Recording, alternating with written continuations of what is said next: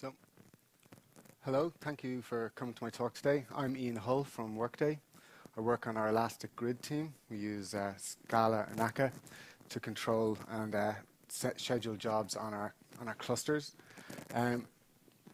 So today I want to talk about system testing REST web services and how DSLs can help that.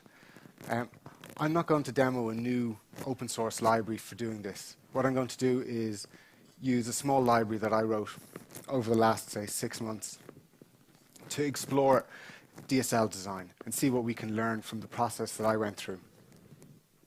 So before we start, there's one question we need to ask, and that is, what's wrong with the existing HTTP clients? Well, you know, normal HTTP clients are very generic. It takes a couple of lines of code to construct a request. It takes another few lines of code to process the response. And ordinarily this is fine. You know, you've got to deal with business logic. Maybe you're composing futures. You could be talking to other systems. You've got to be boxing and unboxing data. So the couple of lines, it doesn't really matter in this context. However, the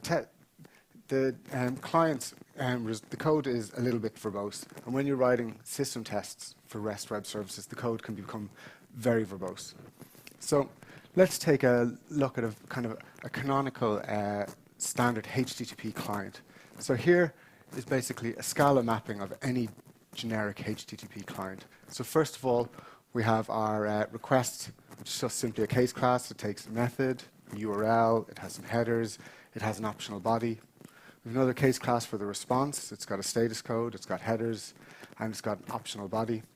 And then finally, we've got a function that takes a request and returns a response. And this just executes the request. It could be anything. It could be Jersey, it could be dispatch, you name it. It could basically be anything.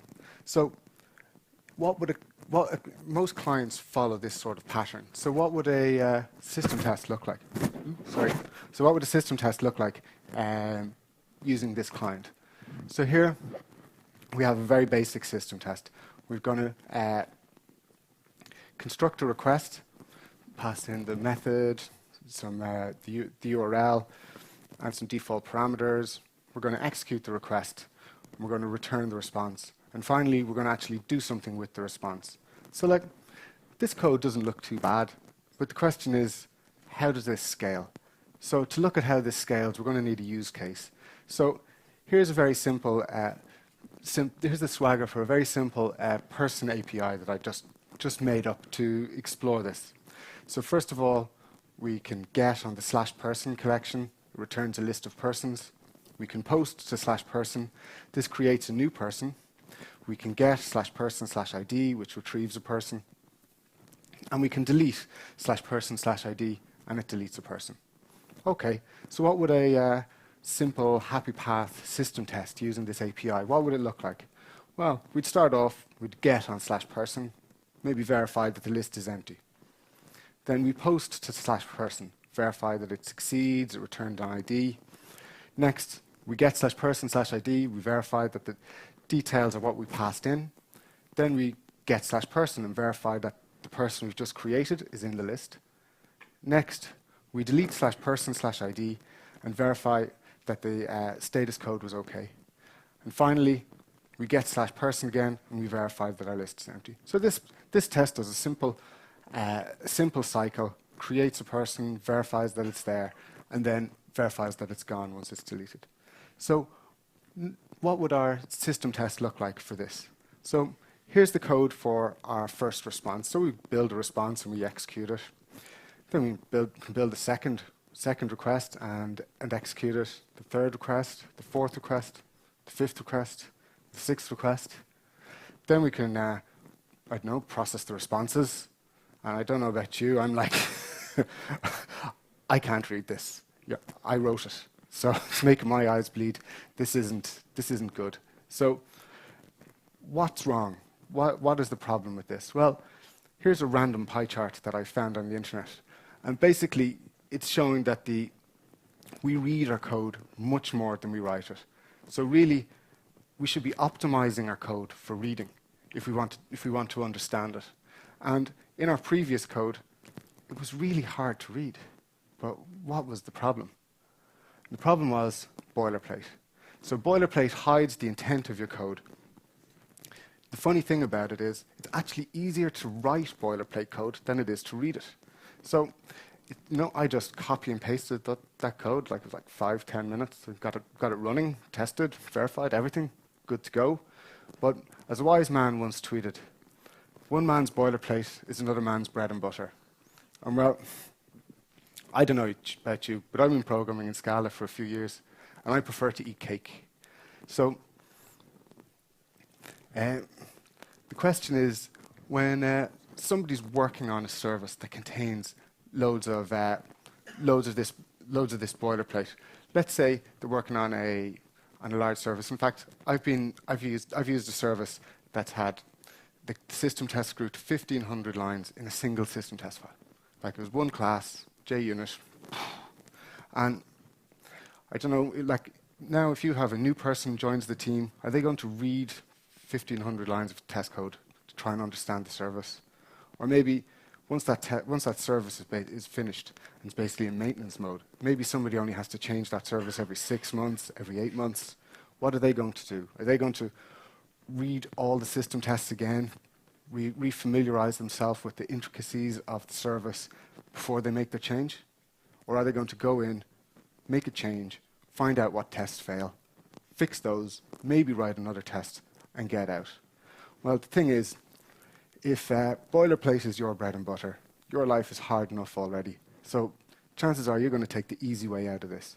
And this is the other problem with boilerplate code. Boilerplate code breeds more boilerplate code.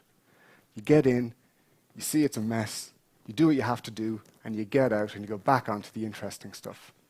So what can we do about this? Well, today we're going to look at domain-specific languages. So a domain-specific language is a language designed for a specific problem domain. It can either be standalone as an external DSL, or it can be embedded into a common general-purpose programming language. When you embed DSLs in a general-purpose programming language, they can be thinly embedded or deeply embedded. So today we're going to look at thinly embedded DSLs, and these are the easiest DSLs to kind of get your head around and to start writing. Once you get to deeply embedded DSLs, you can do some really, really fancy stuff, but we're not going to cover that today. So really we're just seeing how do we get from nothing to a DSL. So how do they help? Well, DSLs express your code in the vocabulary of the domain. This is really important. This highlights the intent and helps us remove our boilerplate. So we're going to look at two approaches to writing DSLs today. And we're going to see, as we go through them, we're going to see how they improve the intent and how they remove our boilerplate. And of course, we're going to use Scala. In Scala days, I'm not going to come in and do it in Clojure. So we're going to look and see what are the basic Scala features we can use to create our DSLs, and how do they compose to create our syntax. So back to our code. So this is the request. These are the 6 requests that we made originally. So I'm going to start out by calling out some of the boilerplate in here. So first, we're using our generic HTTP client, and we're building a request. We've got some unused and positional parameters. We've got this repeating prefix going on. None of this really adds to our understanding of what the test is doing. So what can we do about this? Well, if you come from a Java background, the first tool you're going to reach for in this situation is the builder pattern. And this is very simple. It's very easy to apply. So let's just quickly see what it's like if we apply this to our code. So here we take our common configuration and we define it up at the top. We create a general request builder object. Then we can reuse that request builder object to construct all of our requests. You'll notice in this case, since this is Scala, this is an immutable builder. It's not the standard Java immutable builder. Since it's immutable, it can be reused. So, the request builder, the builder pattern, basically it makes our code slightly easier to write. Maybe it's a little bit easier to read if you're used to using the builder pattern the whole time. But I think we can do a lot better. So let's have a look. First of all, do we see this toRequest method call here? So this is basically the build method of our builder. So I don't think it adds anything to our understanding of what the code does. So, well, what can we do about it? Well, in Scala, we can use an implicit conversion. So today I'm going to use implicits in 3 ways. The first way is I'm going to use implicits to convert one class to another class.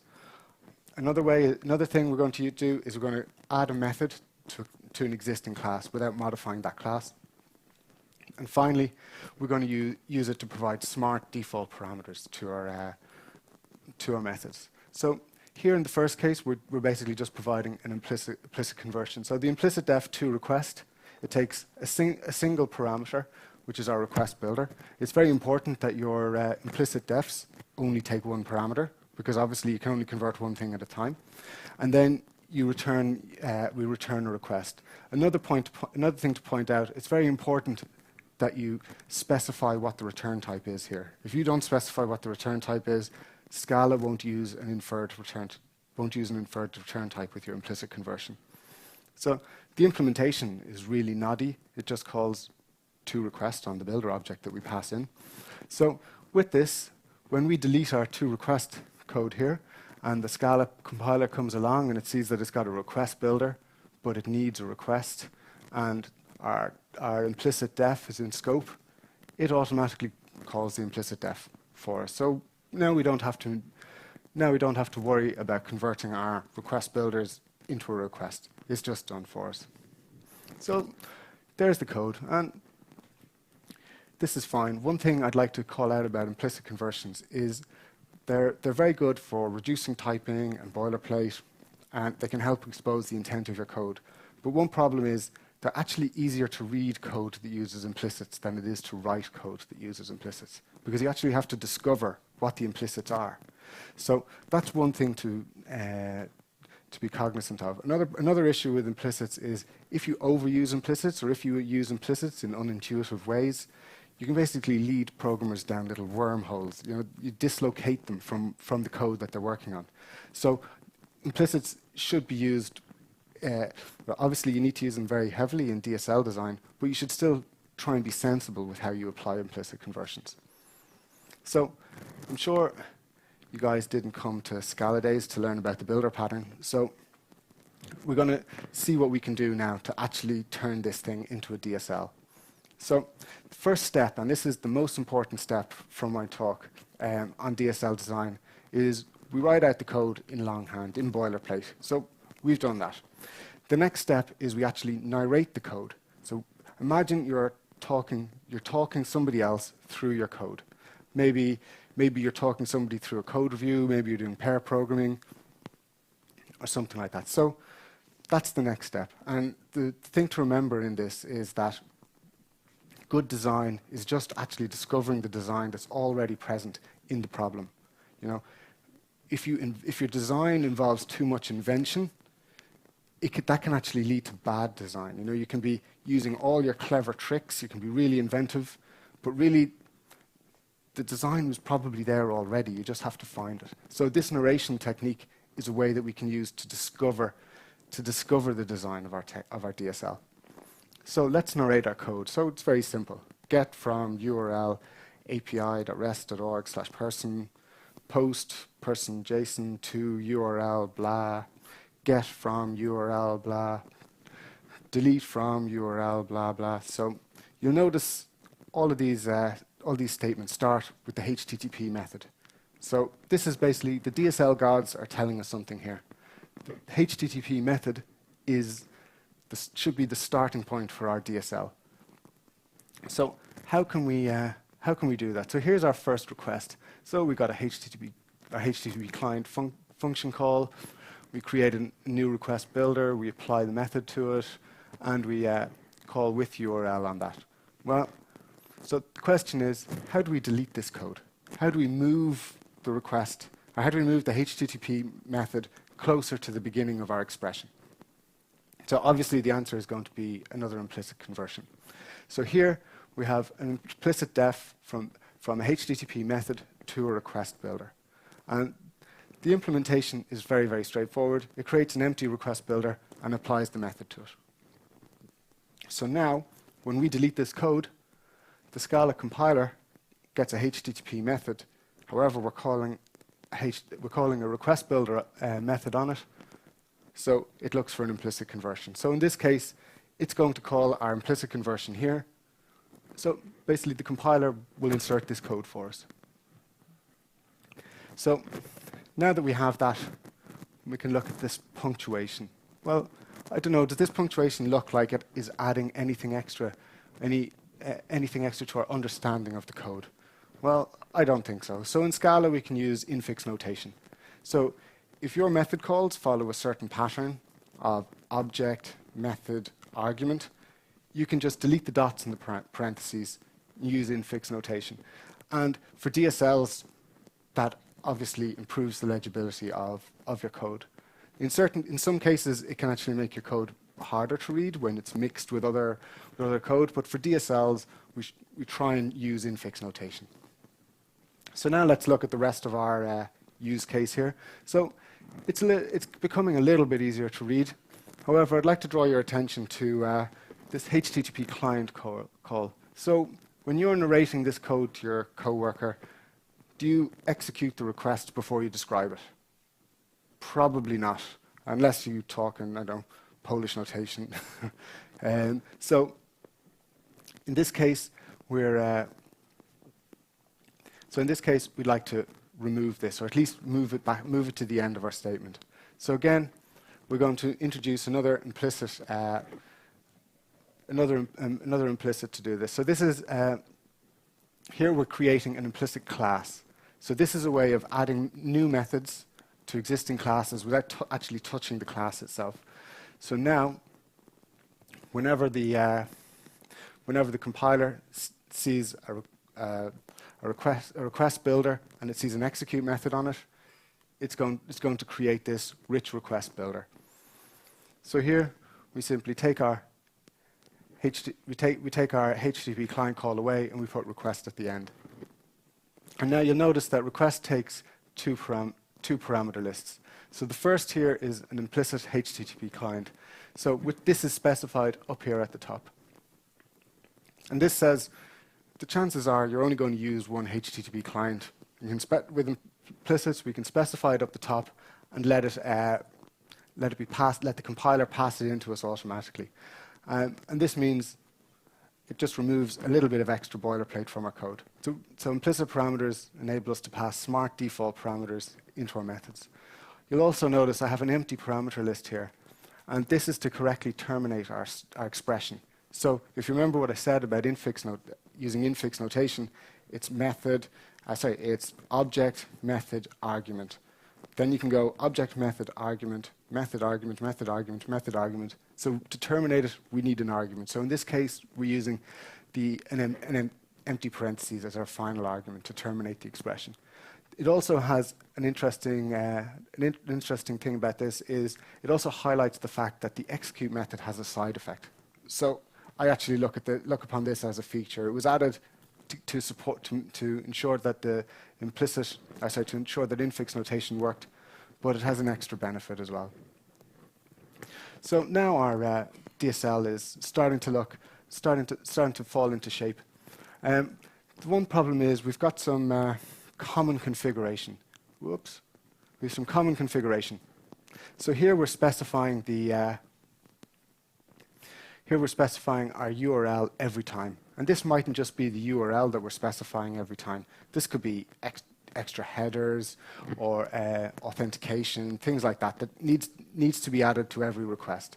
So we'd like some way of specifying this once and reusing it across all of our requests. So you'll notice here that we bootstrap our DSL with this method to request builder implicit def. So here we're using we're creating an empty builder each time. So because of that, each of these statements is a brand new request every time. So how can we make these how can we pass in a defaulted request? So basically, if we create a request builder up at the top, or B, here we apply our common URL to it, and we change method to request builder to take this implicit builder in as a parameter. So, and then we just apply the method to that builder. So now if we look at our code, it's a little bit better, but there's a problem. There's something I don't like about this.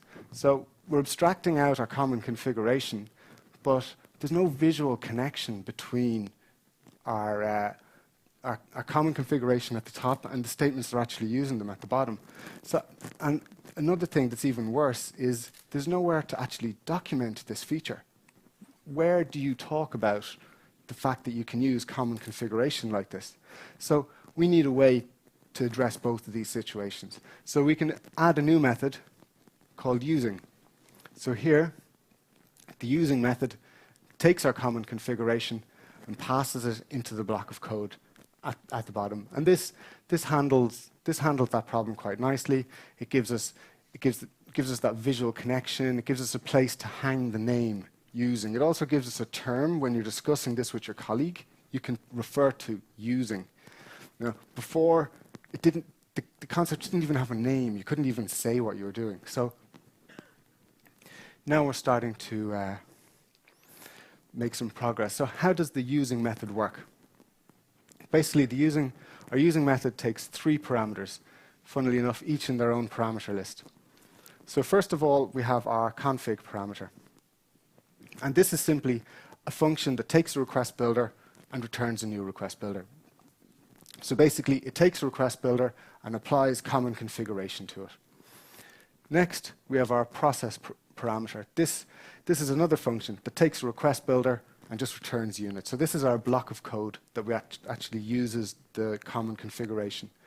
And then finally, we have our implicit builder. So this allows our using statements to be nested. However, if the more observant of you out there will notice, well, where do we get our first request builder from?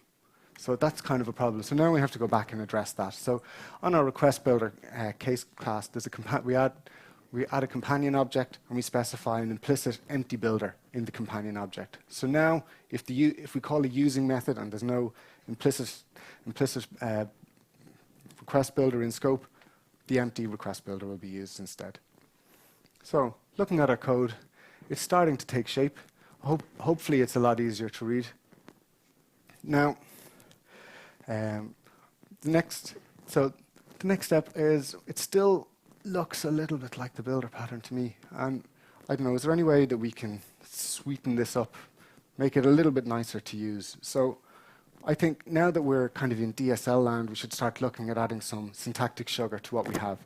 So here, when we're using a builder, prefixing our methods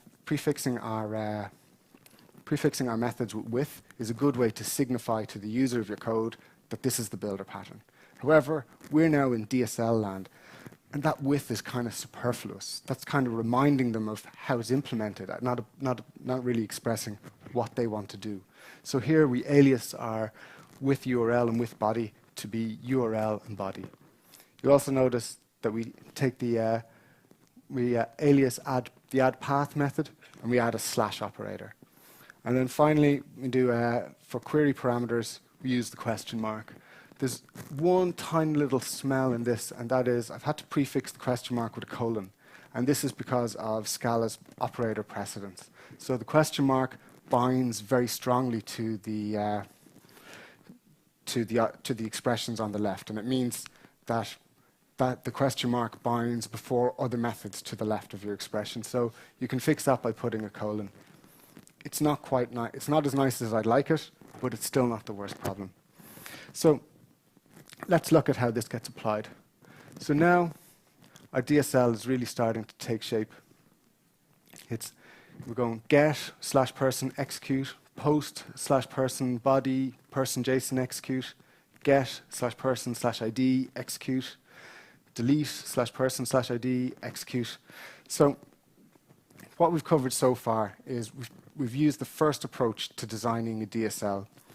Basically, this approach is rooted in the implementation. We're working at the syntactic level.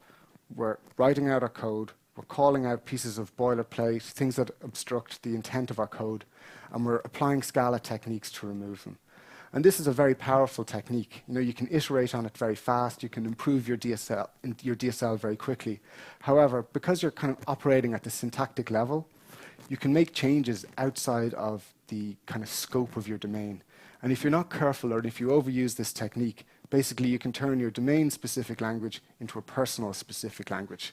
And that's not so cool, because the thing is, when you're working in that mode, you're thinking in syntax, all this stuff makes sense to you, but it doesn't necessarily make sense to an expert in the domain. So now we're going to use a slightly different approach that hopefully addresses that problem. So we're handling all of our requests. So what do we do with the responses? So here's a simple example. We get and /URL, and we do some stuff with the responses. So let's narrate this. So here we get from URL api.rest.org/person, returning the status code and the body as a list of persons. Okay, well, what's the simplest way we can express this in Scala code? Let's just make up syntax. Basically, we could say get /URL blah returning status code, or get URL blah returning status code and body as person list. Okay, so that brings us to what is this status code and what is body as person list? And well, these are extractors. And what we've actually done is, by narrating our code, we've discovered new concepts and vocabulary that are inherent in our DSL. So we probably didn't know that there were extractors before, but from narrating them, creating our syntax, then we discovered them. So let's see, what do these extractors look like? They could be anything.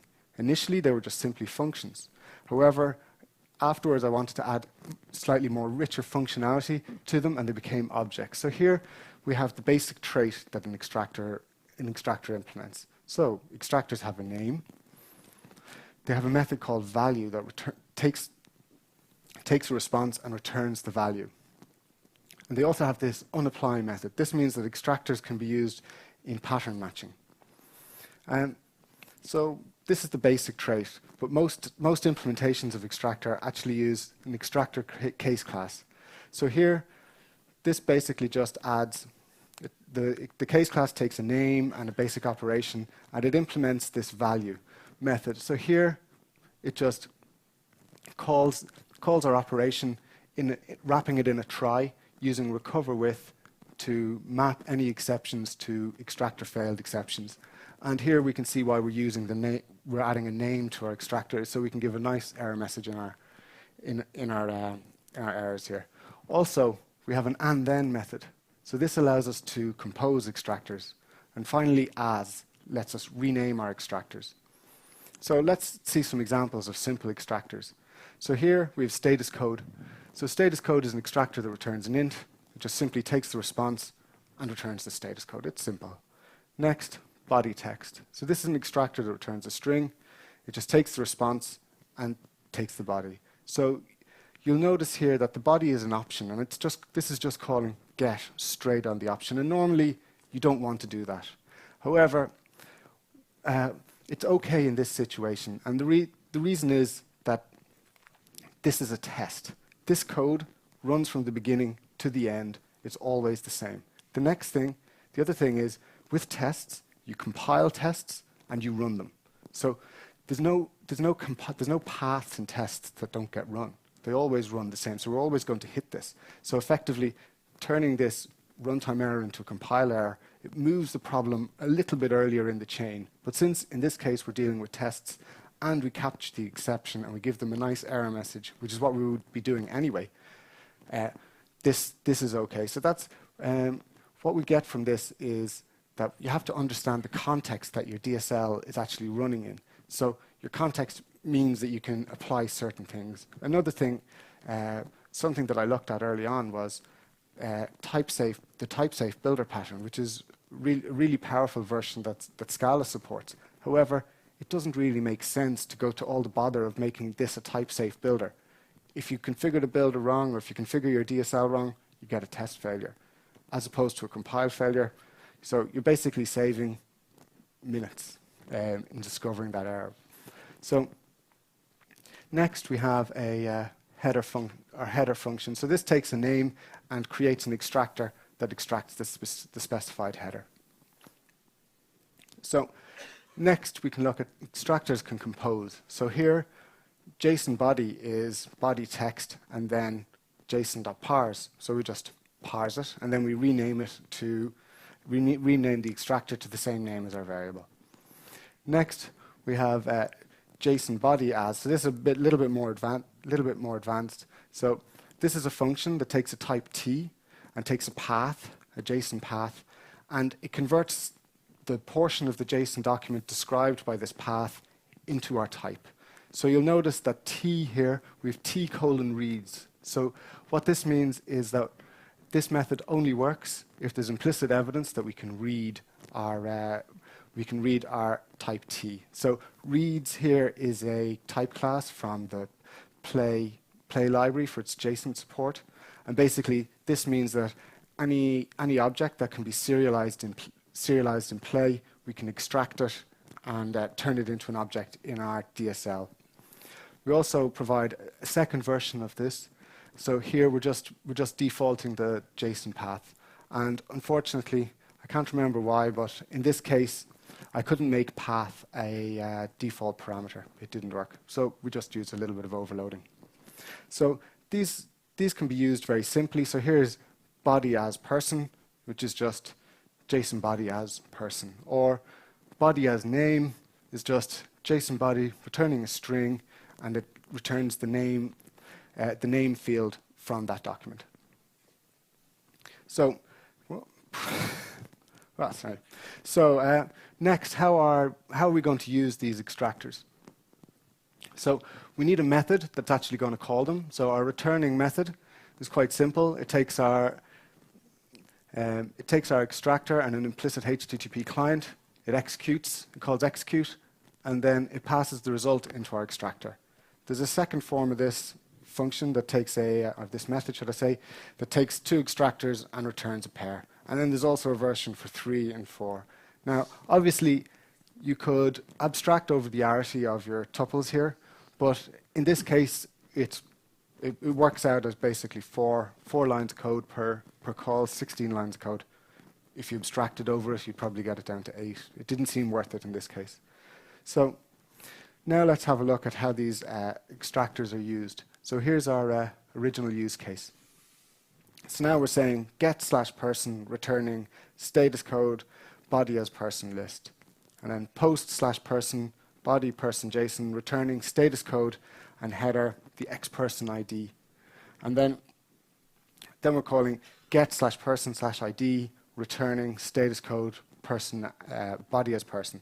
So as you can see, it's starting to become a little bit easier to read, and we're starting to actually use more of the features of our DSL.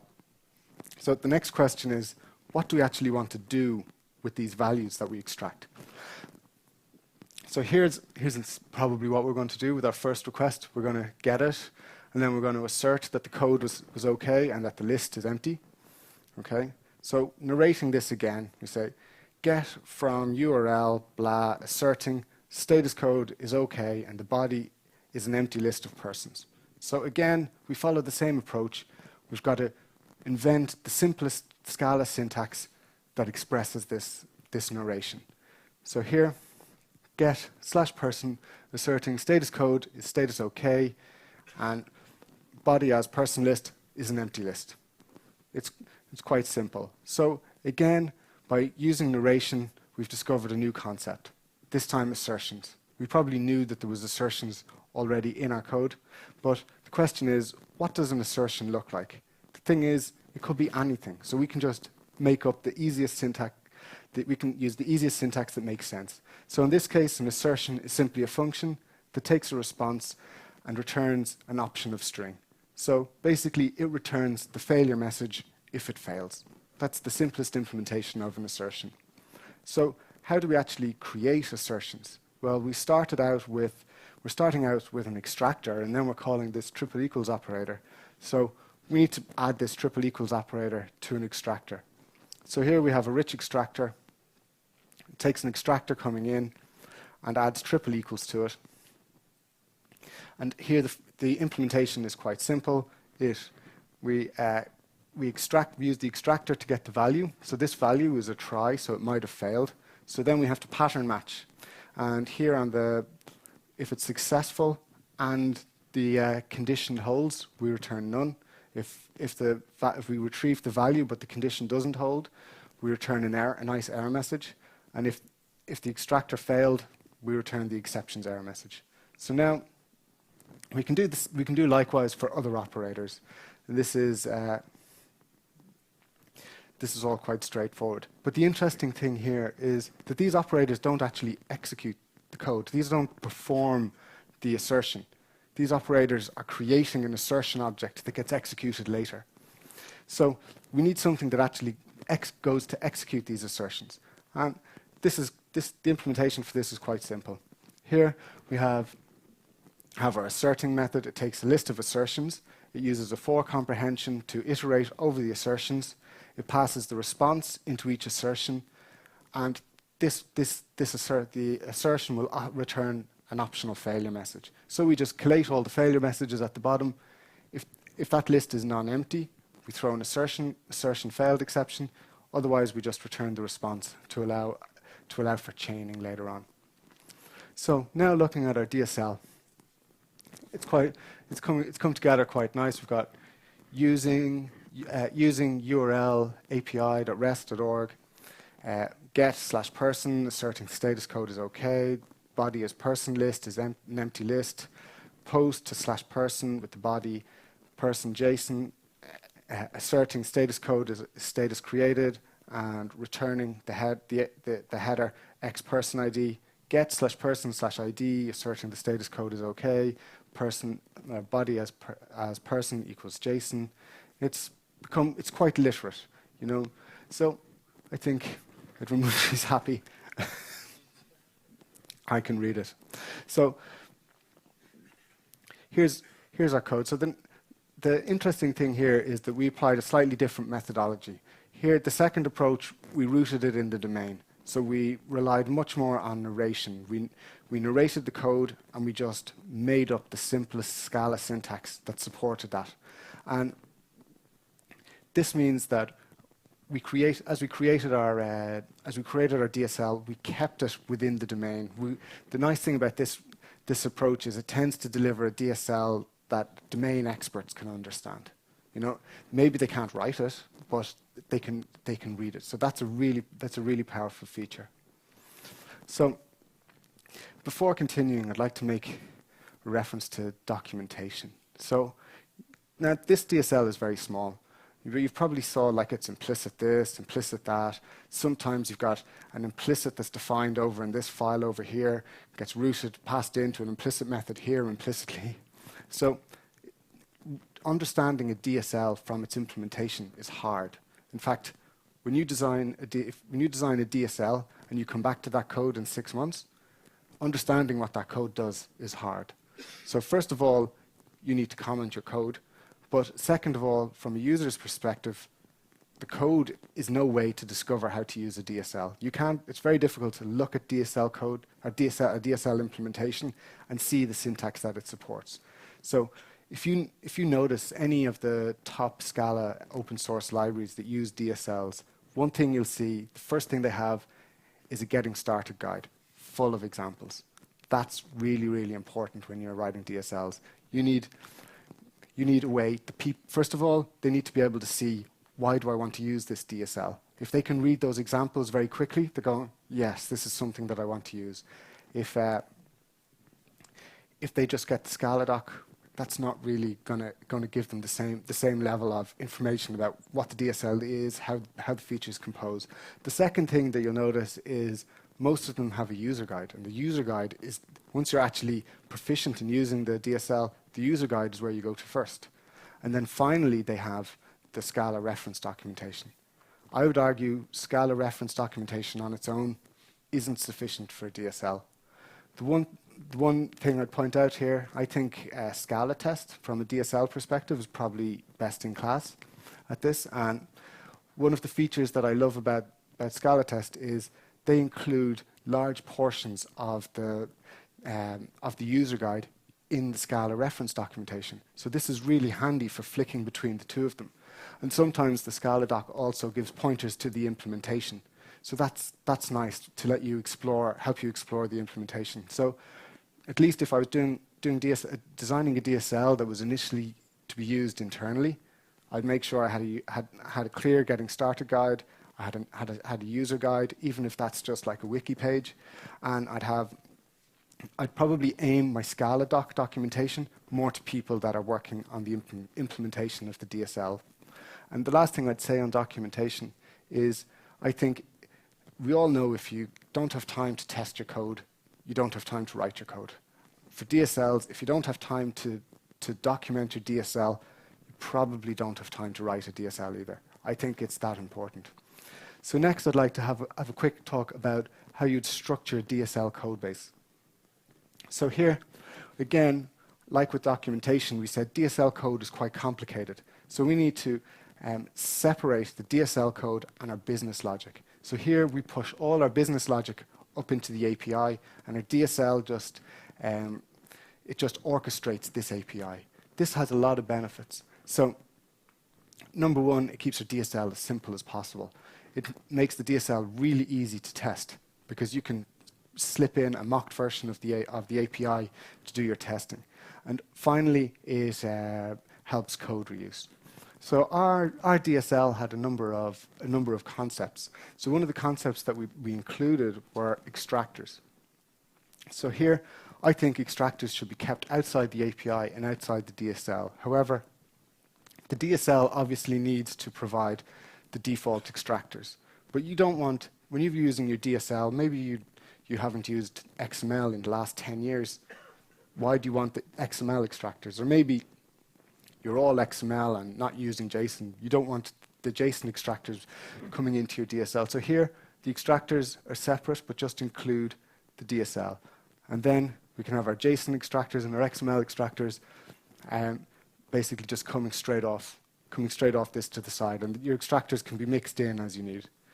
The nice thing about this approach is it allows us to come along. We could have we can create extended extractors and extended DSLs, maybe specific for your service domain. So you can customize your DSL with something more specific in the domain. So maybe in this case, we want to add OAuth support for our services, and we know we're always going to be using JSON. We mix them all together, and we can create an extended DSL object here.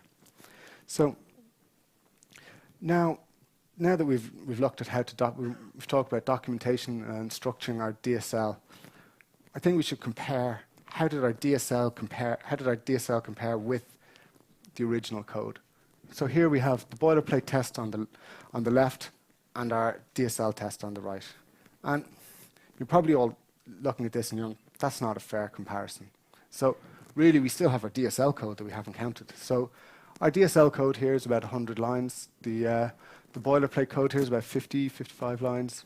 And our test here, I think it's about 12 or 15 lines. And basically, what it means here is our test executed 6 requests. We break even purely on counting lines of code by the time we do 17 or 18 requests. So obviously, you're probably going to execute a lot more requests with that. But it brings another interesting point about DSLs to the front, and that is, when should you create a nice library, and when should you create a DSL? And well, I think a DSL, you should only go to all the effort of creating a DSL. You've got complicated instructions, you've got all this kind of quite difficult code to maintain if you're going to get a very large benefit for it. So here we can see that the benefit is probably worth it if we're writing lots of system tests. If we have to write one system test for one service, I would say this probably is a bit too far. So I think you should look at that, because I know I find DSLs really fun to write, and you can kind of get hooked by the bug and try every time you need to do something, you say, I'm going to write a DSL for this, it'll be really cool. And then you use the DSL 5 times. And that you just don't get the cost benefit for that. Because the DSL code is quite difficult to maintain. And that's only worth it if you get a big gain in the test. But apart from purely lines of code, there's another gain. and that is that our DSL test is much easier to write. And the reason this is important is the code is communication. So when you're writing code, you're communicating. So the first person you're communicating to is the compiler. So any fool can write code that a computer can understand.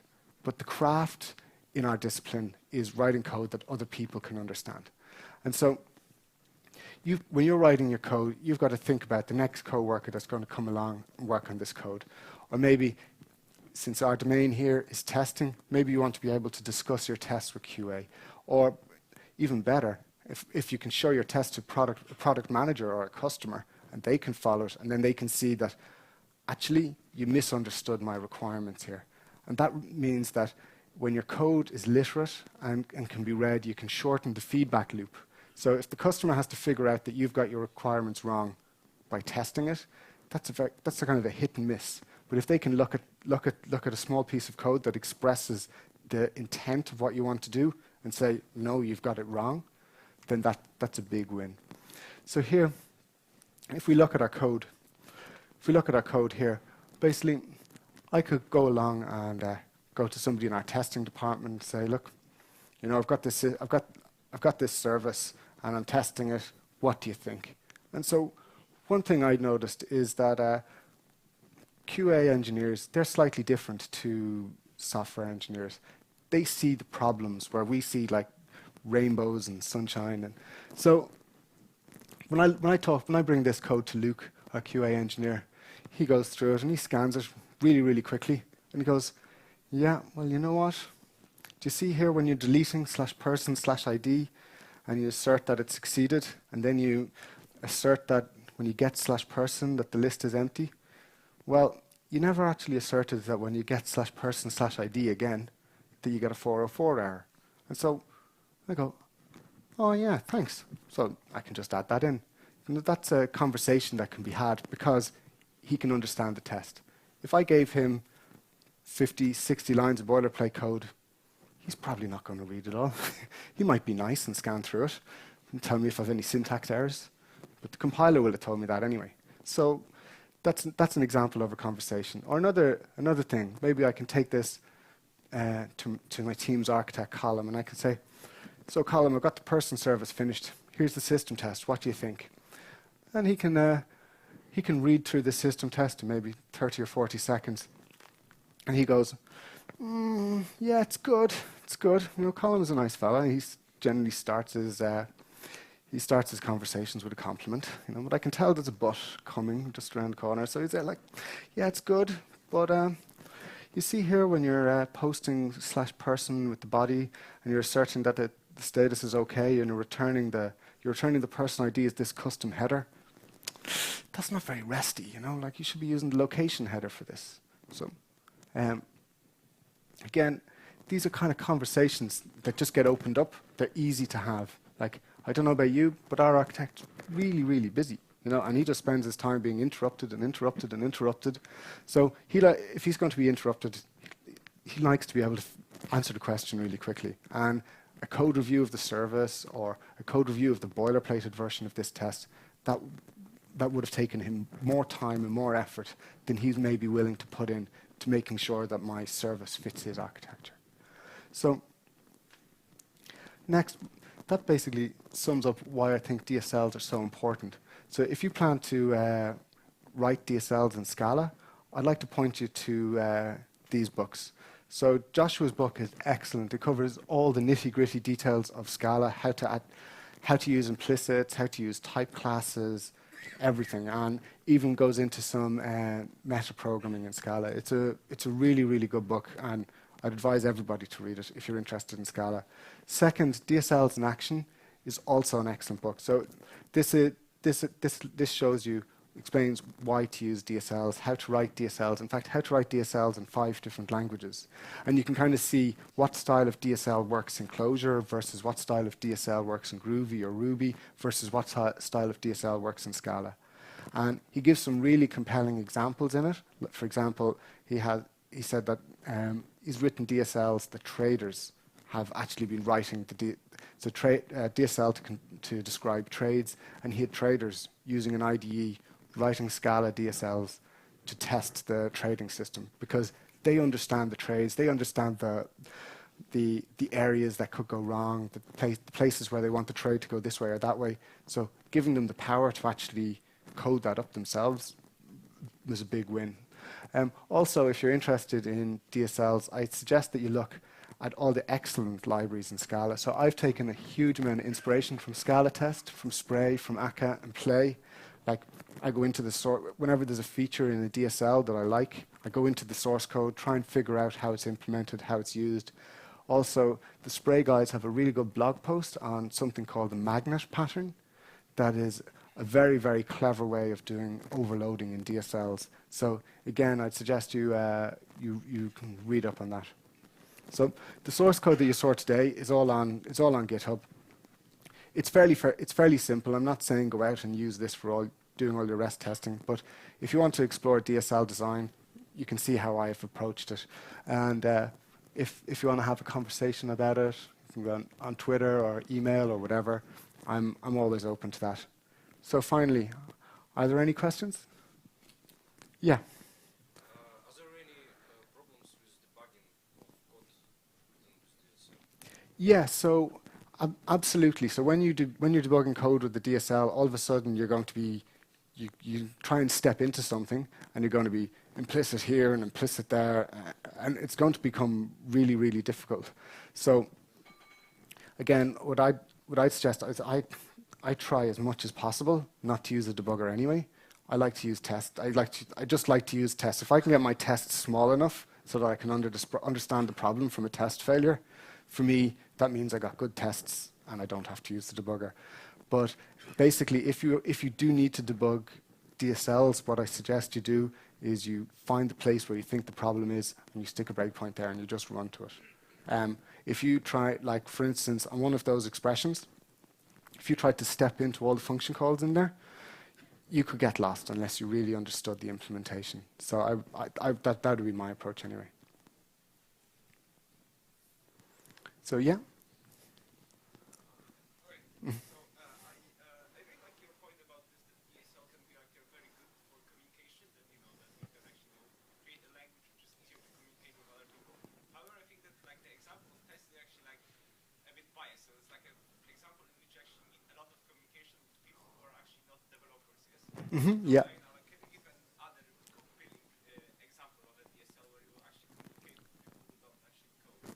Well, I think the best example from that is from DSLs in action, and that was the trader example. So like DSLs, basically, you need if you're going to use it for communication with other people who aren't developers, they need to be domain experts. And not only do they need to be domain experts, they need to be quite technical and smart domain experts. So maybe a DSL for a HR system, you mightn't necessarily be using it to talk to HR people, but you might use it to improve your speed of delivery for developers who are writing HR systems. But I think basically where DSLs for communication with other parties come in, it's basically where you've got a very technical domain experts. Okay. Yeah. In the process of developing this DSL, did you have to go through any major refactorings of the DSL for when you already had an existing test base? Yes. So I did, and actually that's a very interesting point. It's something that I took out of my slides because of time.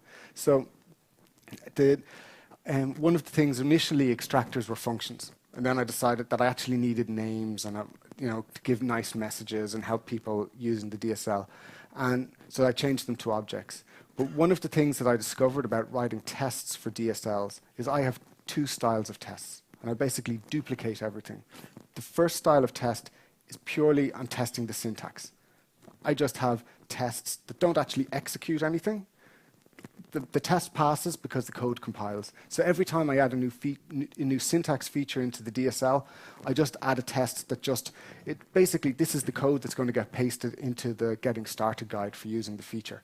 Then you've also got to verify that the test actually does what it's supposed to do, that it orchestrates the API correctly, and that's a separate test.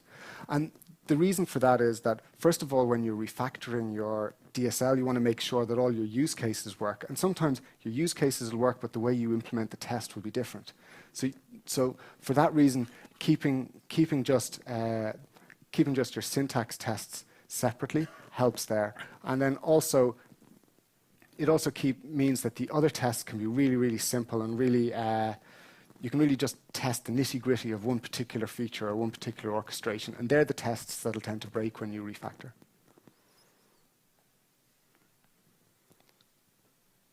So, okay. Well, thank you very much for your time.